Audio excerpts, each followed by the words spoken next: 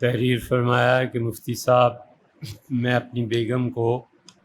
اپنی بیگم کو کہا تھا کہ آئندہ غصہ کیا تو تمہیں طلاق ہوئی، تو کیا غصہ بار بار کرنے سے ساری 3 طلاقیں ہو گئیں؟ نہیں بھیا، ایسے نہیں ہے۔ آپ نے یہ جو پوچھا ہے اس کو باقاعدہ دستخط ہم نے اس پہ کیے ہوئے ہیں، اور ایک اور مفتی صاحب ہیں انہوں نے بھی اس پہ دستخط کیے ہیں۔ یہاں پہ یہ آفتاب صاحب کو دے جاتے ہیں، آپ ان سے لے لیجئے گا۔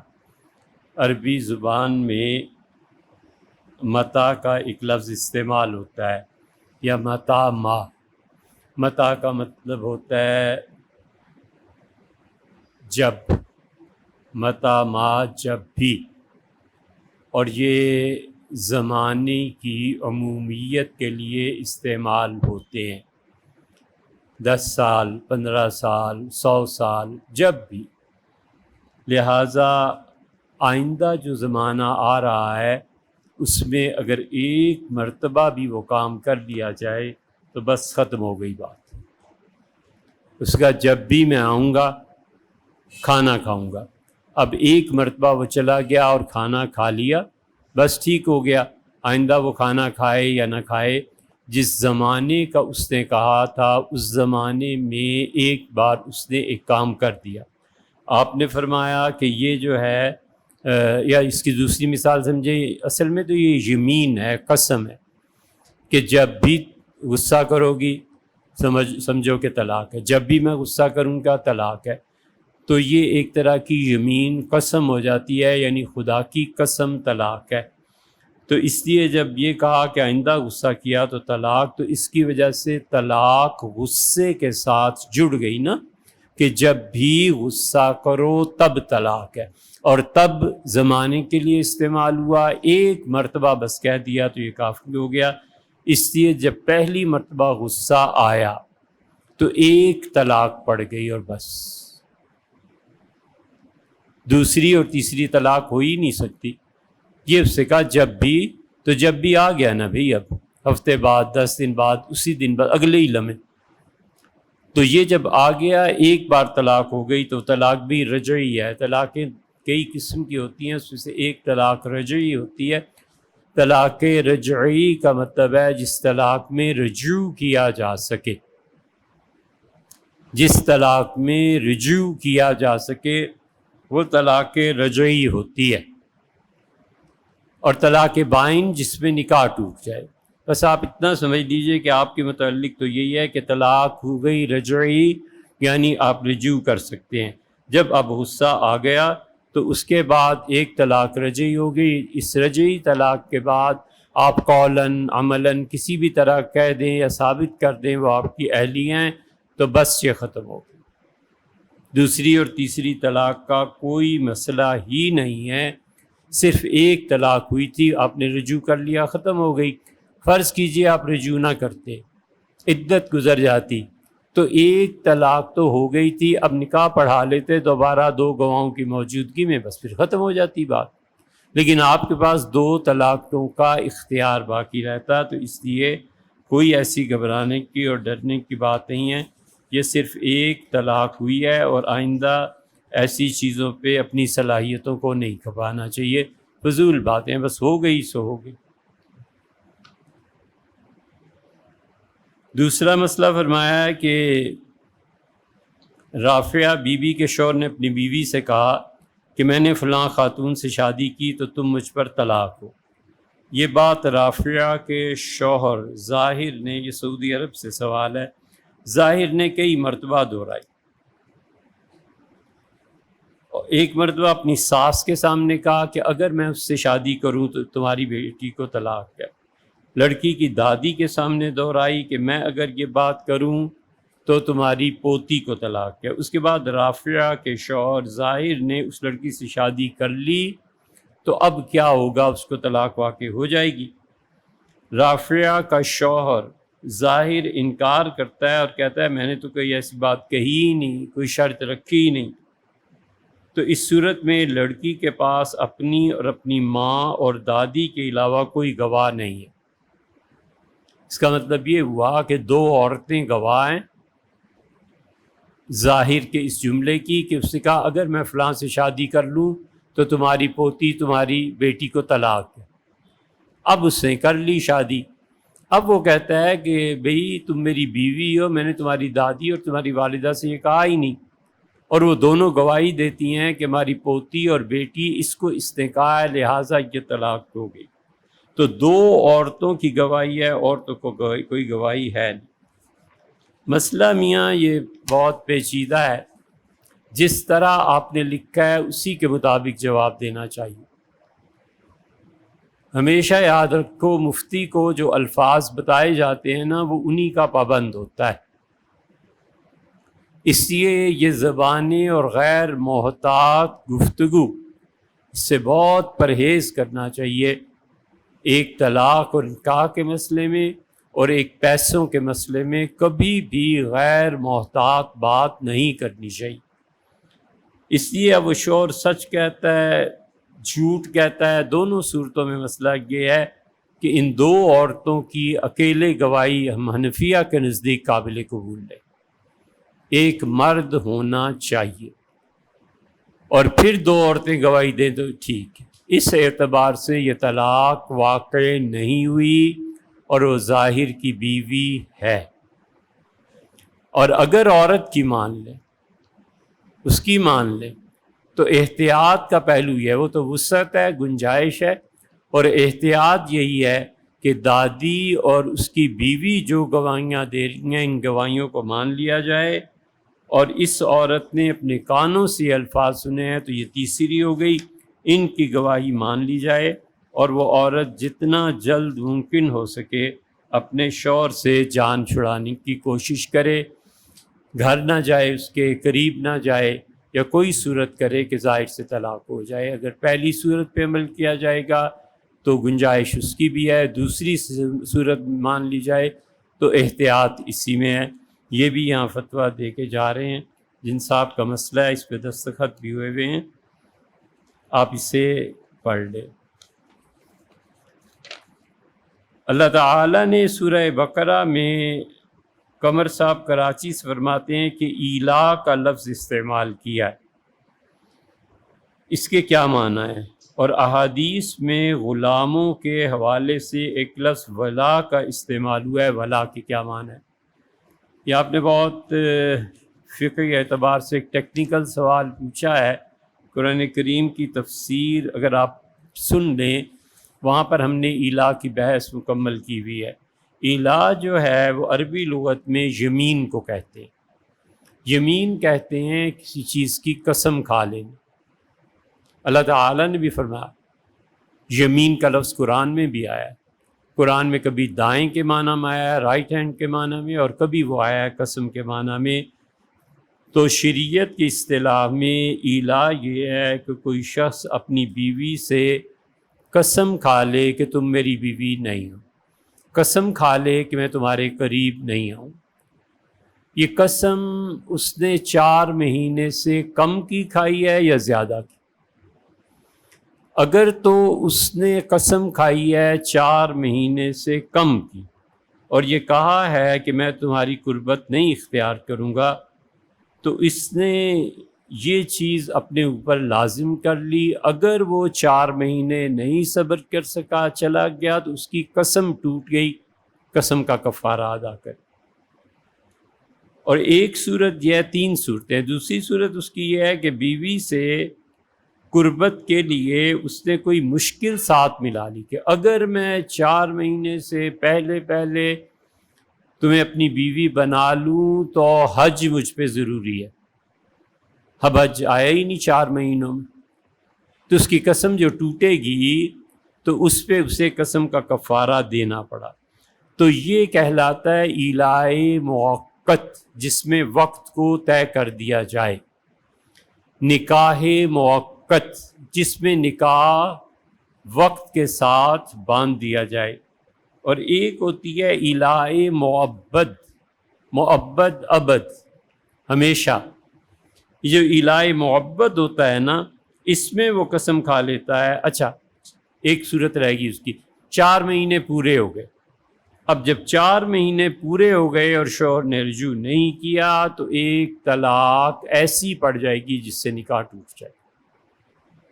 4 مہینے پورے ہو گئے، اس سے اپنی بیوی اسے نہیں بنا کے ختم ہو گیا، اب وہ دوبارہ نکاح کر سکتے. اور دوسری صورت یہ ہے کہ اس نے یہ کہہ دیا کہ میں کبھی بھی تمہارے قریب نہیں آؤں گا، تو اس صورت میں 4 مہینے کے اندر اندر اس نے قربت اختیار کر لی نا، تو پھر ہم کہیں گے کہ قسم ٹوٹ گئی، کفارہ ادا کرو. اور اگر اس نے ایسے نہیں کیا، جب اس نے کر لیا، قسم کا کفارہ ادا کر دیا، قسم کی ساری شرائط ختم ہو گئی، اس کی بیوی ہی ہے ہمیشہ کے لیے. اور اگر اس نے 4 مہینے گزرنے دیے تو نکاح ٹوٹ گیا، اب وہ نکاح دوبارہ پڑھایا جائے گا. آسان سی صورت اس کی ہے. سارا مسئلہ جو بیان کیا ہے کہ الہ موقت جو ہے وقتی طور پہ جو اس نے کہا، اس کی 2 صورتیں ہیں. ایک صورت تو یہ ہے کہ وہ قسم توڑ دے، کفارہ ادا کر دے، اور اس کے بعد یہ الہ ختم ہو جائے گا. اور دوسری صورت یہ ہے کہ الہ محبت جو ہوتا ہے وہ 3 طلاقیں، ایک ہو گئی، پھر عدت میں دوسری، پھر تیسری جب ہو جائیں گی تو یہ پورا اثر اس کا پڑے گا. اور جو آپ نے دوسری چیز پوچھی ہے ولا کا، تو ولا کا مطلب یہ ہے کہ حضور اقدس صلی اللہ علیہ وسلم نے فرمایا الولاء لمن اعتق، کہ اگر ولا اس کے لیے ہے جس سے تعلق ہے. 2 تعلقات ہوتے ہیں، ایک تو آزاد اور غلام کا تعلق ہے جو اب ختم ہو گیا، کہ آزاد کردہ غلام مر جائے اور اس کے ورثاء میں کوئی نہ ہو تو اس کی ساری چیزیں اس کے مالک کی طرف لوٹیں. اس کا دوست ہے، اس کا تعلق ہے اس سے. ایک آدمی کا غلام تھا، مر گیا، جتنا پیسہ مال یہ وہ کچھ بھی ہے وہ سارے کا سارا مالک کو مل جائے گا. صحیح بخاری میں اس کی بحث آئی ہے. اور دوسری صورت یہ ہے کہ ولا دوستی اور قربت کا تعلق ہوتا ہے بغیر کسی رشتہ داری کے.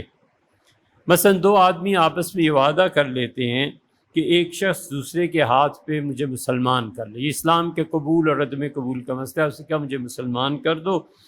اس سے کہا میں اس شرط پہ تمہیں اپنا دوست بناتا ہوں کہ میں مر جاؤں تو تو ہی میرا وارث ہے اور تو ہی میرا ادھار وغیرہ ادا کرے گا، قرض اگر مجھ پہ کوئی رہ گیا. تو یہ ولا دوستی جو ہے اس صورت میں کسی کے بھی انتقال پر دوسرا اس کی وراثت میں بھی حصہ لے گا اور اس کے ساتھ ساتھ اس کا قرض بھی ادا کرے گا.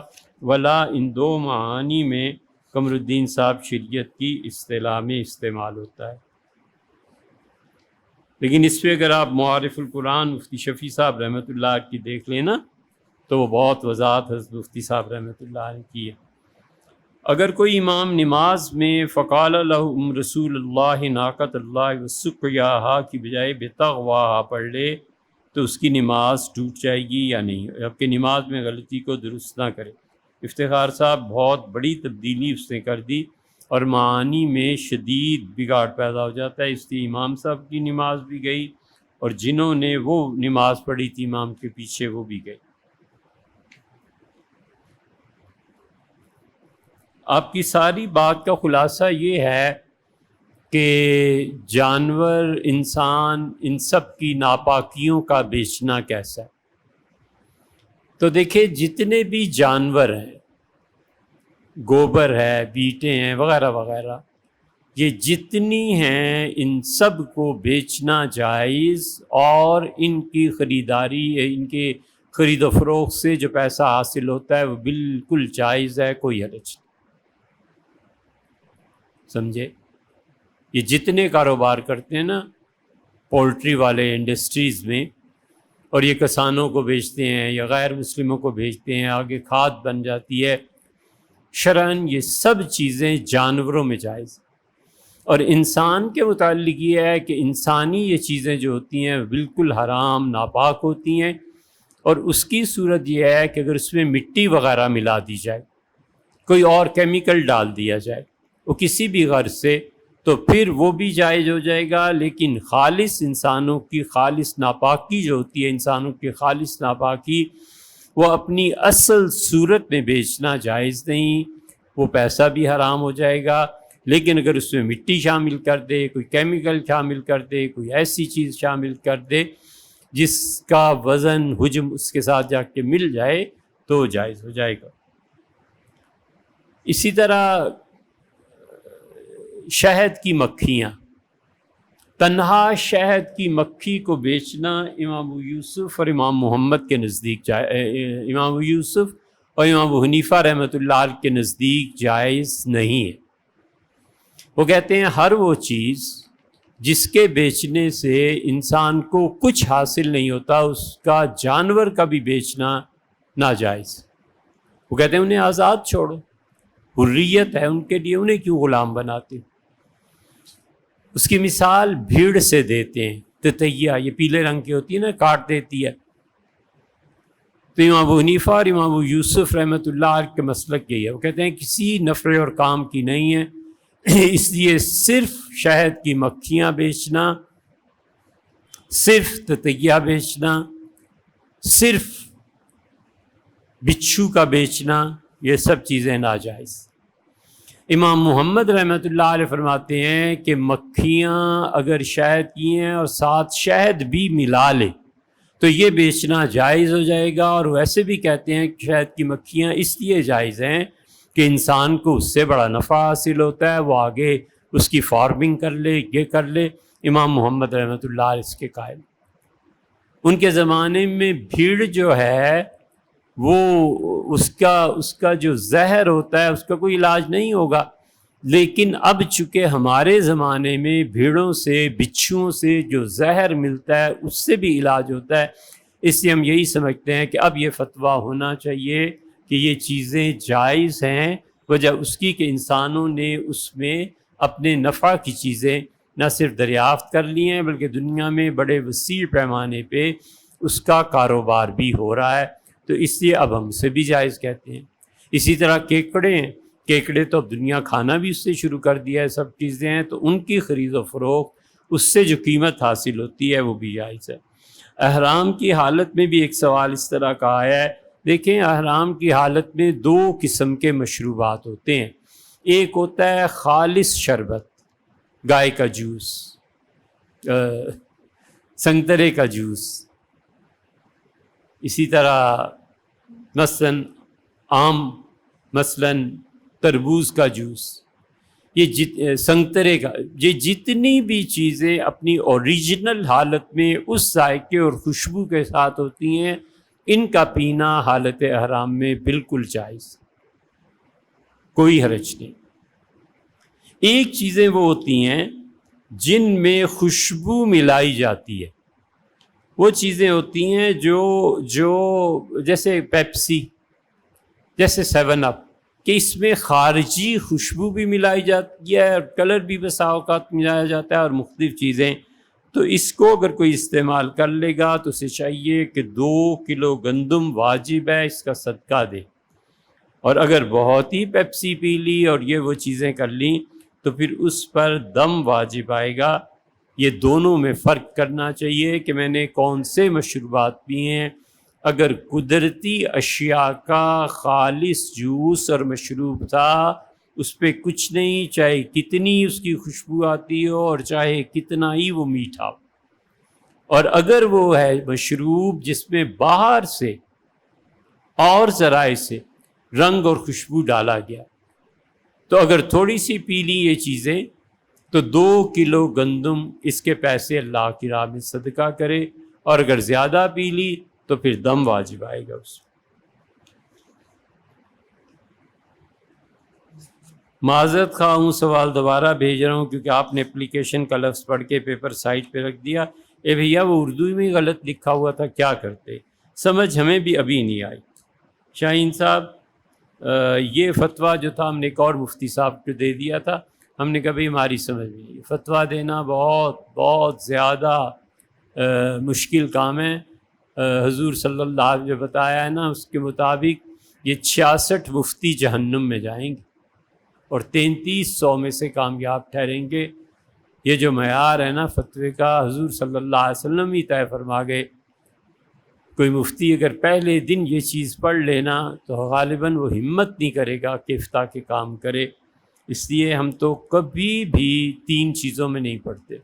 کفر کا فتویٰ آ جائے کبھی دستخط نہیں کرتے کہ تم نے دیا ہے فتویٰ تم جا۔ اس لیے اور 3 طلاق اس کے مسئلے میں بھی نہیں ہم بولتے، پتہ نہیں کیا کہا ہے کیا نہیں کہا، گھر اجڑ جاتے ہیں، ڈر لگتا ہے اللہ سے، نہ ہو طلاق تو ہم کہہ دیں طلاق ہو گئی، اللہ کو کیا منہ دکھانا ہے، وہ بچے رل جائیں گے۔ اور تیسری یہ چیز ہے کہ جس فتوے میں کوئی ایک ذرا سی بات بھی نہ سمجھ میں آئے نا، ہم بالکل اس کو ہاتھ نہیں لگاتے۔ وجہ اس کی یہ ہے کہ ممکن ہے اس سے کچھ اور لکھا ہو، ہم کچھ اور سمجھ رہے ہوں، تو فتویٰ کیسے دے دیں اتنی آسانی سے۔ اس لیے ہم نے ایک اور مفتی صاحب کو دیا تھا، ہم نے کہا حضرت اسے پڑھیے اور فتویٰ لکھ دیں، ہمیں ان پہ اعتبار ہے۔ بہرحال یہ جو فتویٰ آپ نے فرمایا نا کہ اس صورت میں آن لائن خریداری کی صورت میں کیش بیک اگر بائے موبائل بینکنگ کمپنی وغیرہ، یہ ہم یہاں پہ آصف شاہین صاحب ریاض سعودی عرب، ہم یہاں پہ مسجد میں یہ فتویٰ دے کے جا رہے ہیں۔ آپ ان سے آفتاب صاحب سے اس کی کاپی منگا لیجئے، اگر سمجھ میں آ جاتی ہے جو انہوں نے لکھا ہے بسم اللہ، نہیں آتی پھر بھیجیے، پھر غور کریں۔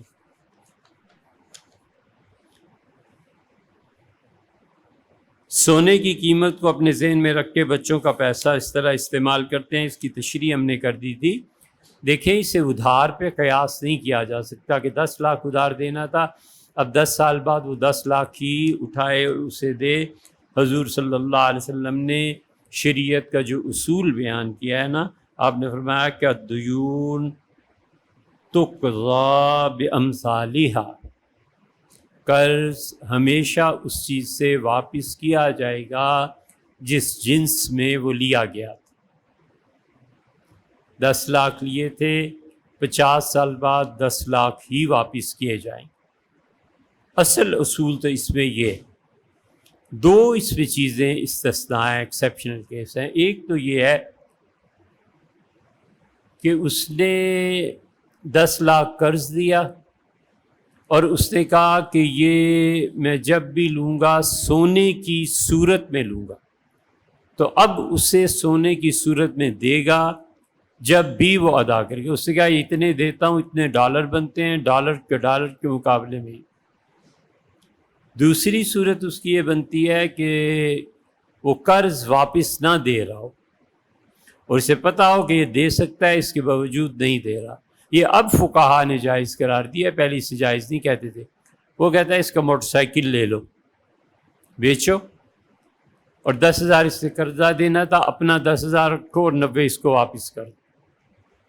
یہ اب فقہا جائز قرار دیتے ہیں، پہلے یہ نہیں جائز قرار دیتے تھے۔ اس لیے آپ 6، 7، 8ویں صدی سے پہلے کے فتوے دیکھیں گے وہ اور ہے، یہ فتویٰ اور ہے۔ ورنہ اصل یہ ہے کہ اتنے ہی پیسے واپس لے، اور وہ جو باقی رقم کا نقصان ہو گیا ہے وہ اللہ کے ہاں، اسے آخرت پہ اگر یقین ہے تو اللہ کے ہاں اس کو اجر ملے۔ حضور اقدس صلی اللہ علیہ وسلم نے فرمایا، میں جب جنت میں جا رہا تھا تو میں نے جنت کے دروازے پہ لکھا ہوا دیکھا کہ جس نے اللہ کو قرض دیا اسے 10% ملے، اور جس نے اللہ کی راہ میں قرض دیا اسے 18% ملے۔ اور دوسری لائن میں لکھا ہوا تھا کہ بلدۃ طیبۃ ورب غفور، ایک پاک بستی اللہ نے بسائی ہے، لوگوں اس میں چلے جاؤ، تمہارا رب گناہوں سے پاک کرنے والا ہے، اور یہ بستی دیکھو یہ بھی پاک آدمیوں کے رہنے کے لیے۔ میں نے جبریل سے پوچھا کہ یہ جو اللہ نے 18 اور 10% کا کہا ہے یہ کیا ہے؟ قرض میں زیادہ ثواب کیوں ہو گیا؟ تو رسول اللہ صلی اللہ علیہ وسلم ابن ماجہ میں کہ جبریل نے مجھ سے کہا کہ اللہ کے رسول، ایک تو بات یہ ہے کہ ایک مسلمان بھائی کی ضرورت پوری ہوتی ہے، صدقہ دے گا اگرچہ اس سے بھی ضرورت پوری ہی ہوگی، کوئی نہ کوئی تو کرے گا نا، لیکن کلیہ قاعدہ یہ نہیں ہے۔ بسا اوقات ایسے بھی لوگ بھیک مانگتے ہیں جنہیں پیسے کی ضرورت ہی نہیں ہوتی، لیکن قرض وہی مانگتا ہے اس کو شدید پیسے کی ضرورت ہوتی ہے، اس کی حاجت پوری ہو جائے گی، اور دوسرے وہ مانگتا ہے اپنے نفس کی قربانی کے، اپنی عزت کی قربانی کے ساتھ، تو اللہ نے کہا جو قرض دیتا ہے وہ ہم اسے 18% دیں گے، یعنی آخرت کے لیے اللہ نے بتایا۔ تو قرض کے معاملے کو آخرت کے ساتھ جوڑ دیں تو پھر وہی بات ہے جو رسول اللہ صلی اللہ علیہ وسلم نے ارشاد فرمائی۔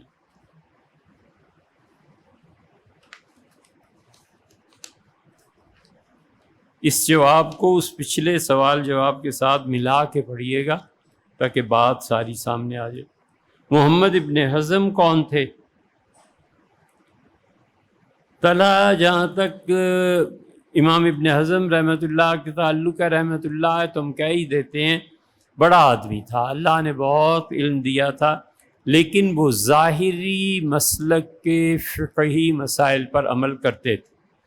عقائد میں وہ اہل حدیث حضرات کے زیادہ قریب تھے، اور بعض آراء البتہ ایسی ہیں جس میں انہوں نے اختلاف کیا ہے، اور ان کی نظریات دیکھو تو انہوں نے عقل کو کتاب و سنت پر بھی ترجیح دی ہے کئی جگہ۔ ابن حزم لکھتے تھے بہت غضب کا، اور اتنا وسیع علم ہے اس شخص کا کہ آدمی حیران ہوتا ہے کہ اللہ نے اسے کیا علم دیا۔ کوئی کتاب ایسی اس شخص کی نہیں ہے جسے آپ پڑھیں اور نئی سے نئی بات نئی سے نئی بات۔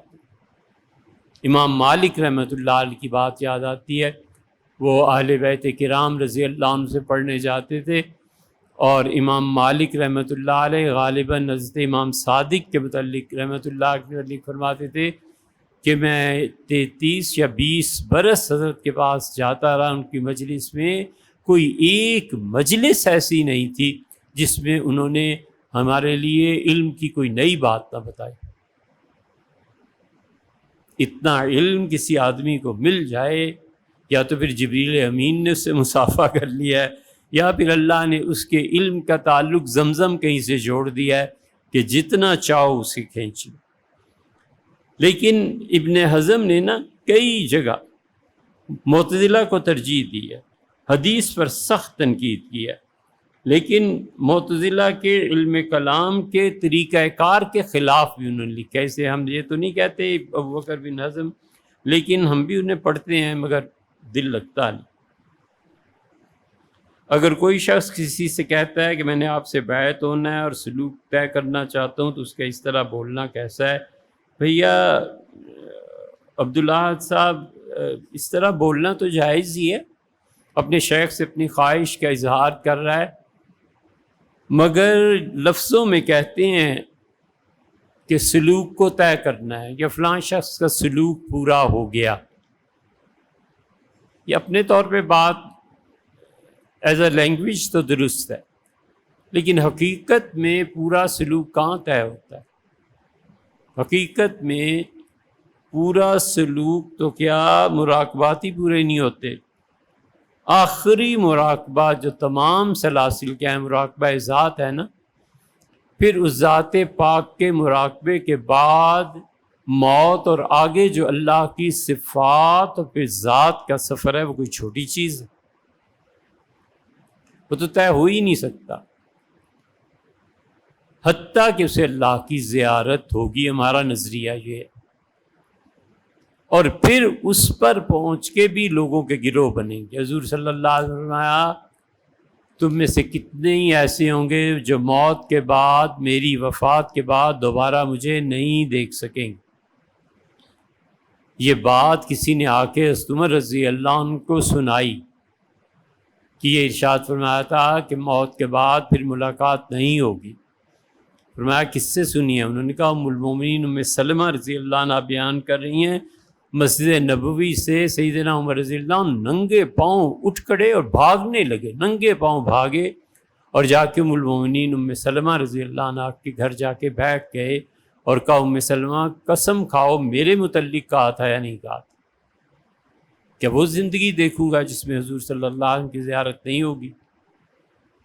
تو چپ رہی بہت دیر، پھر ان کا عمر میں اللہ کی قسم کھاتی ہوں کہ آپ ان میں سے نہیں ہیں، اور یہ بھی قسم اٹھاتی ہوں کہ آپ کے علاوہ میں کسی کو نہیں بتاؤں۔ روک دیا نا، تاکہ یہ قسم لوگوں میں مشہور ہو جائے اور کوئی مجھے آئندہ آ کے اس طرح اصرار نہ کرے۔ تو حضرت عمر رضی اللہ عنہ کی سانس میں سانس آئی کہ میں ان میں سے نہیں۔ اسی طرح اللہ تعالیٰ کے یہاں ایک بار زیارت ہوگی اور کروڑوں اور اربوں نکل جائیں گے بس۔ اور دوسری اس کی سائڈ یہ ہے کہ رسول اللہ صلی اللہ علیہ وسلم نے فرمایا صبح شام، اور تم میں سے کچھ ایسے بھی ہوں گے اللہ جنہیں اپنے سامنے بٹھا دے گا کرسیاں دیکھ کے، اور کہے گا کہ میں نے اپنا دیکھنا تمہارے لیے مباح قرار دیا، جیسے چاہو بیٹھو اور جیسے چاہو مجھ سے دیکھو۔ سرکاری بینکس میں چپراسی کی نوکری ضرور کر لینی چاہیے، ایسے نہ ہو کہ اس نوکری کو چھوڑ دو اور پھر اللہ نہ کرے فاقے کی نوبت آئے تو معاذ اللہ قرض ان چیزوں میں انسان پڑ جاتا ہے، کفر ان چیزوں میں انسان پڑ جاتا ہے۔ اس لیے ضرور نوکری کر لینی چاہیے اور دوسری نوکری کی تلاش میں رہنا چاہیے۔ پھر مل جانے پہ بھی نوکری نہیں چھوڑنی چاہیے۔ پہلی نوکری سے جو جتنی بھی گناہ کی نوکری ہو، ایک آدھ مہینہ چھٹی لے کے دوسری نوکری کو جوائن کر کے دیکھے کہ میں کر بھی سکتا ہوں یا نہیں۔ ایک آدھ مہینہ گزارنے کے بعد پھر فیصلہ کرے، وگرنہ یہ فقر و فاقہ جو ہے نا، حضور اقدس صلی اللہ علیہ وسلم اللہ نے اسے پیچھے کیا تھا۔ جب لائن لگی سب چیزوں کی تو فقر و فاقہ اور نظر، یہ دونوں چیزیں اپنی جگہ سے اٹھیں اور پہلی سب سے بھی پہلے آ گئی۔ تو اللہ نے اپنا ہاتھ مارا نظر پہ اور اللہ نے کہا پیچھے ہو جا جہاں میں نے کھڑا کیا ہے، اور اگر خدا اسے پیچھے نہ کرتا تو لوگوں تمہاری تقدیر پر نظر غالب آ جاتی۔ ایک جگہ حسد کے متعلق ہے کہ فرمایا حسد کو اللہ نے پیچھے کیا، نہیں تو تم سے حسد کرنے والے تمہاری تقدیر بدل دے۔ اور ایک مقام پہ حضور صلی اللہ علیہ وسلم نے فقر و فاقہ کو کہا ہے، آپ نے کہا قاد الفقر ان یکون کفرن، یہ فاقہ جو ہے نا انسانی ضروریات زندگی، یہ انسان کو کافر کر دیتی اگر خدا اسے پیچھے نہ کرے۔ اس لیے ہمارے زمانے میں جو جبر کا کفر ہے، حکومتیں جبر کرتی ہیں کفر، حکومتیں معیشت کو برباد کر کے مختلف ممالک سے قرضے لے کے اپنے ملک کو چلانے کی خاطر وہ قرضے لوگوں کا خون نچوڑ کے واپس دیتے ہیں۔ ان لوگوں کے کفر کے ذمہ دار حکمران ہیں۔ خدا ان کو چھوڑ دے گا اور حکمرانوں کو پکڑ لے گا کہ تم نے اپنی پبلک کے لیے حالات ایسے پیدا کیوں کیے کہ وہ کافر ہو جائے۔ اس لیے اب ہمیں کم سے کم ڈر لگتا ہے کہ کیسے کہیں یہ رشوت ہے اور کیسے کہیں کہ یہ ڈاکہ جائز نہیں ہے۔ کدھر جائیں لوگ؟ کدھر سے ضروریات زندگی پوری ہے؟ حضور اقدس صلی اللہ علیہ وسلم نے حضرت معاذ رضی اللہ عنہ کے سامنے اور یہودیوں کے سامنے ضروریات زندگی بیسک جو چیزیں ہیں ان کو صاف لفظوں میں فرما دیا تھا۔ آپ نے فرمایا تھا حکومت کی یہ ذمہ داری ہے کہ وہ تمہارے لیے کھانے پینے کا بندوبست کرے، حکومت کی یہ ذمہ داری ہے کہ وہ جہاں سے تمہارا گھر ہے وہاں سے تمہاری جاب، تمہاری نوکری اس تک لانے اور لے جانے کا بندوبست کرے، یہ حکومت کی ذمہ داری ہے کہ وہ تمہارے گھر میں برتنوں کا بندوبست کرے، حکومت کی ذمہ داری ہے کہ ایک بستر تمہارے لیے، ایک تمہاری اہلیہ کے لیے، بچوں کے لیے اور تمہارے مہمانوں کے لیے بھی بستروں کا بندوبست کرے۔ اور رسول اللہ صلی اللہ علیہ وسلم فرمایا حکومت کی یہ ذمہ داری ہے کہ وہ تمہارے لیے نوکر اور غلام کا بندوبست کرے، یہ حکومت کے ذمے ہے۔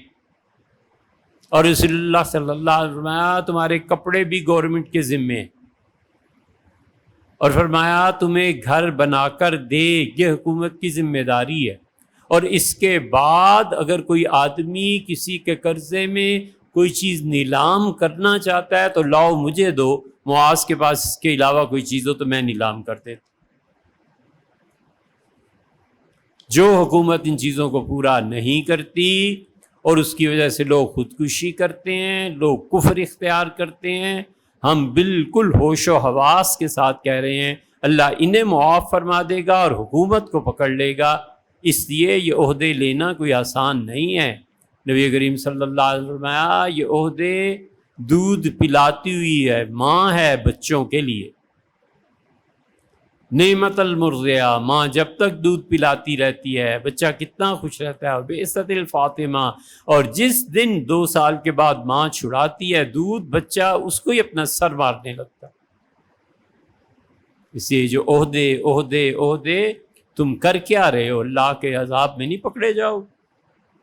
کوئی شخص ریاض سے کراچی جہاز سے سفر کرے، ٹھیک، ریاض سے کراچی، اور جدہ میں 1-2 گھنٹے رکے تو کیا اس پر دم لازم آئے گا؟ وہ کیوں یا سب وجہ؟ وہ تو اپنے گھر جا رہا ہے نا، کوئی عمرے کے لیے تھوڑا ہی جا رہا ہے، اس پہ کوئی چیز واجب نہیں آئے گی.